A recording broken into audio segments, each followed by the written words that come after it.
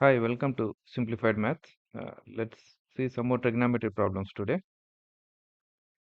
I choose these problems a little complicated and a different way of solving these trigonometry problems.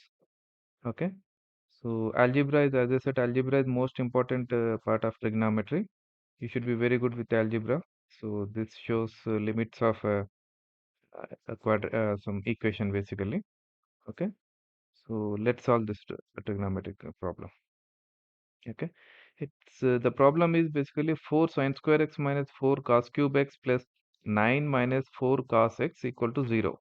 X belongs to minus 2 pi to in the range of minus 2 pi to 2 pi. What is the solution set of above equation? Okay, what are the values of x for which this equation is satisfied?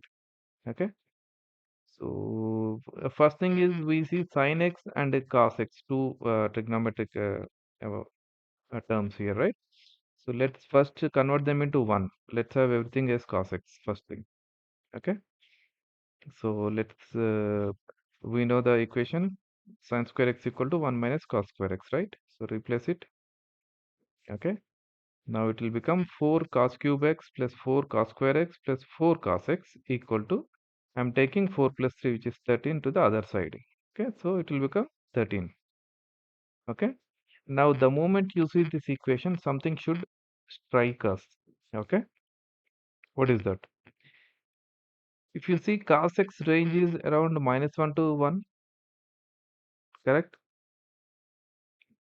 And if you see this equation, it is if cos x is y, then this equation is 4y cube plus 4y square plus 4y equal to 13. And y range, as I said, is -1 to 1. So whether you cube it or whether you square it, the range will be same. Okay, or reduced. Correct? So LHS side is maximum, it will become 4 plus 4 plus 4, which is 12, right? And RHS side it is 13. So it looks like this equation is never satisfied. That means this equation don't have a solution set in that range at all. Okay. This is what we should conclude from this once you see this step. If it is a multiple choice question, probably here itself we can put the answer as a zero solution set. But if you want to prove it, let's go little more deeper and then clearly we can mention why it don't have a solution set. Okay, why it don't have a solution set? Let's see it. I will take 4 cos x common, so it will become cos square x 4 cos x into cos square x plus cos x plus 1 equal to 13. So I want to basically write a quadratic equation on the bracket inside the bracket. So I made it cos square x plus half plus 3 by 4. Now I can make it cos x plus half whole square, right? That's why. Okay, equal to 13 by, I am taking 4 cos x to the other side. So this 4 cos x goes to other side, it will become 13 by 4 cos x. Now LHS side has become cos x plus half whole square plus 3 by 4 equal to 13 by 4 sec x. 1 by cos x is sec x, right? Okay. Now I think this is enough for us to stop here to prove that this don't have a solution set, because if you see both sides cos x and sec x are their equations, and sec x is nothing but cos x, right? We know it, 1 by cos x. So it's very easy to write the range now. Okay, let's check the range of LHS and RHS now. Okay, RHS range of this equation. RHS is what? 13 by 4 sec x, correct?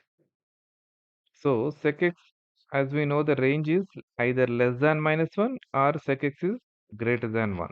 Okay, it don't fall in -1 to 1, but it is either less than -1 or greater than -1. Okay, now 13 by 4 sec x is either less than minus 13 by 4 or it is greater than 13 by 4. Okay, so this is the range of RHS side. Now let's see what is the LHS side range. The red color box is LHS, green color is RHS. Okay, so here it is, we know cos x range is -1 to 1 inclusive, correct? Now I am adding basically plus half, cos x plus half whole square, right? So cos x plus half will become minus 1 by 2 to 3 by 2. This is the range. Now I am doing squaring. So don't get confused. Don't think square. The moment you square the minus term also. If you do that, you will get 1 by 4 to 9 by 4, right? Range. But I wrote it 0 because actually minus 1 by 2 to 3 by 2, there is 0 also. So cos x plus 1 by 2, there is a 0 also in between, right? And that 0 square is 0. That is the least value, not 1 by 4. Okay, so be careful in when you are writing the range for a square of given number. Okay, so the range for cos x plus half whole square is 0 to 9 by 4. Okay, now what I need is cos x plus half whole square plus 3 by 4. So range will become now 3 by 4 to 9 by 4 plus 3 by 4, which is 12 by 4, that is 3. Correct? So now we know LHS side range and RHS range. Okay, it clearly says RHS says clearly it is either less than minus 13 by 4 or greater than 13 by 4. Okay, and LHS says it is between 3 by 4 and 3. Okay, so doesn't look like these two are matching. So if you really draw a graph, okay, the green color is basically the RHS range. It is either minus 3 minus 13 by 4 and below, and or 13 by 4 and above. Correct? This is the range of the green. Whereas the red one is here. 13 by 4 is how much? 3 point something, right? Correct? So, and this LHS range, red color, red box, red line range is up to 3. Maximum is 3 only. But SecX, that is RHS range, starts from 3 point something. So they don't meet at all. Okay. So from here we can prove that there is no solution set. But as I said, in the first step only we can actually should get the doubt that there is no uh, solution set for the above equation. Okay, hence no solution is possible. Okay, now hope you understand this. This is simple algebra, just applying the range, and hardly I used only one equation, that is sine square x plus cos square x equal to 1 in this. So most of the trigonometric problems we should be very good in algebra. This is what my point. Repeatedly I am telling this. Okay, next. Okay, what is the value of cos inverse of root 2 by root 3 minus cos inverse of root 6 plus 1 divided by 2 root 3? So value. This is the problem. Let's see. So what is the equation which we will use? Tan inverse of x minus y by 1 plus xy equal to tan inverse of x minus tan inverse of y. This is what we will apply in this. How? Let's see. We have cos inverse of root 2 by root 3. So what is that cos inverse of some number gives us? It gives an angle to us basically, right? It gives an angle.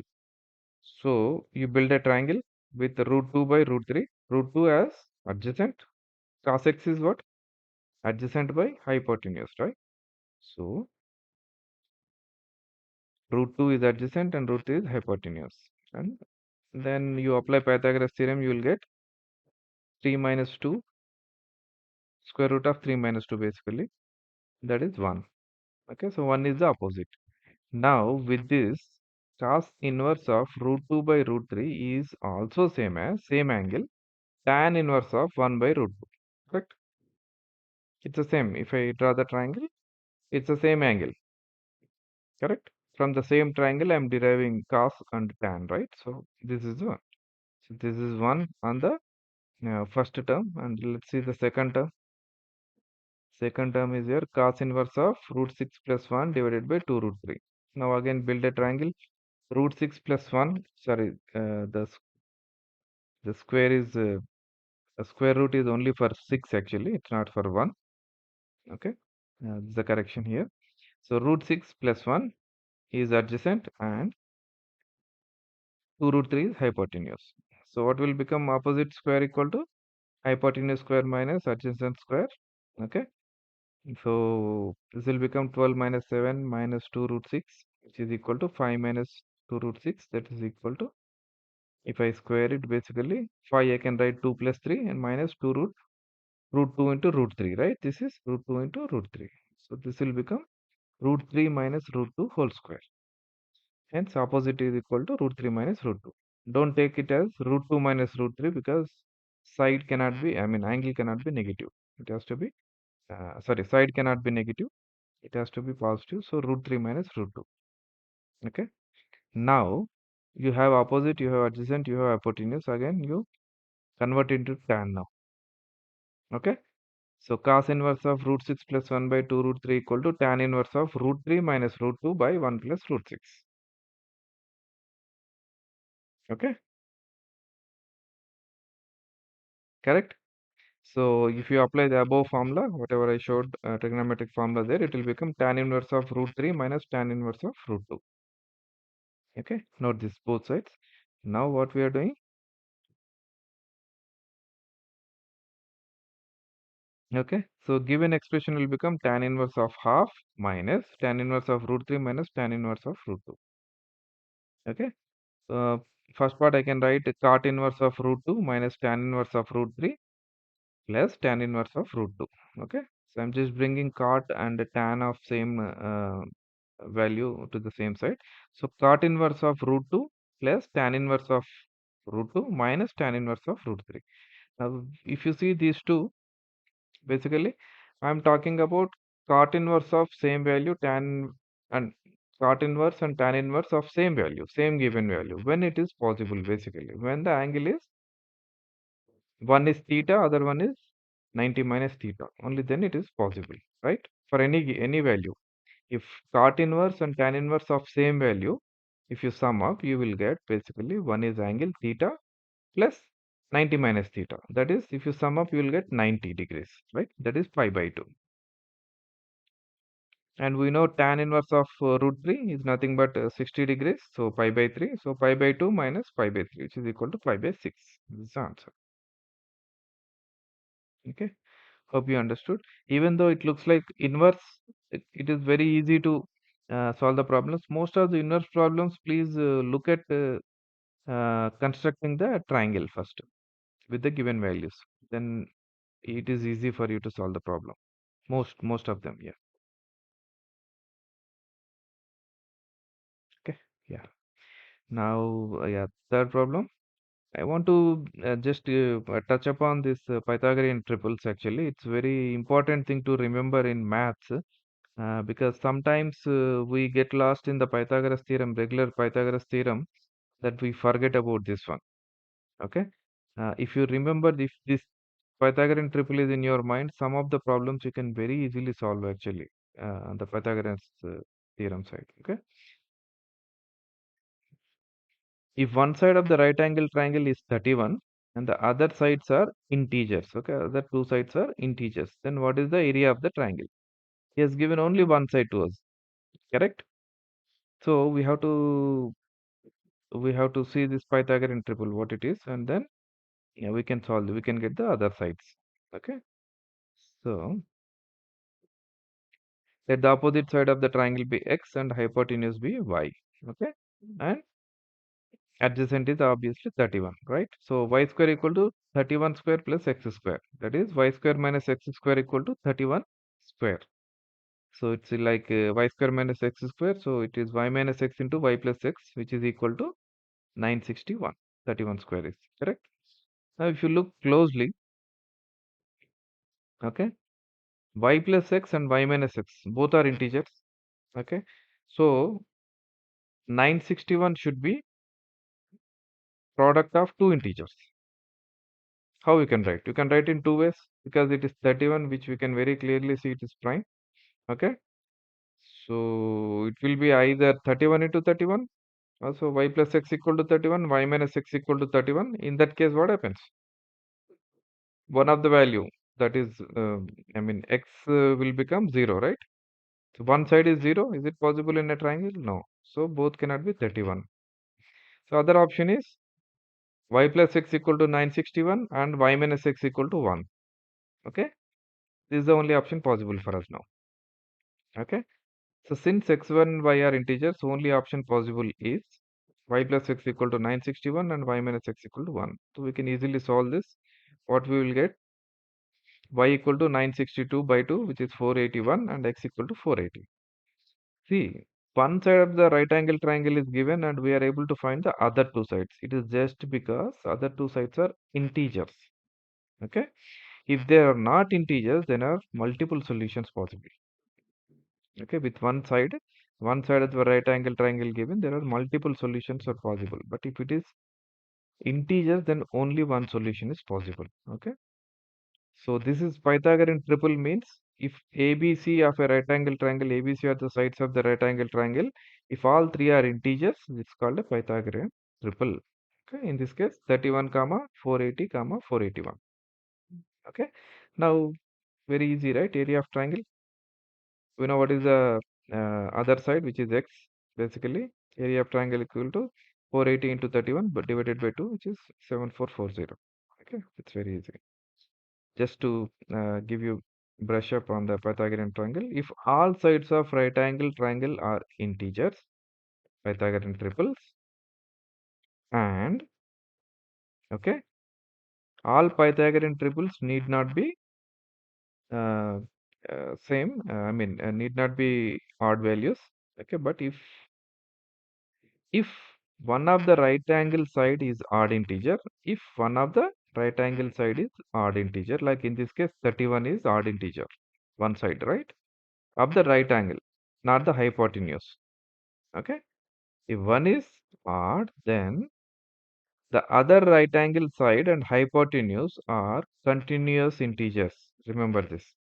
Those two are continuous integers. In our case, we got 480 and 481. Okay.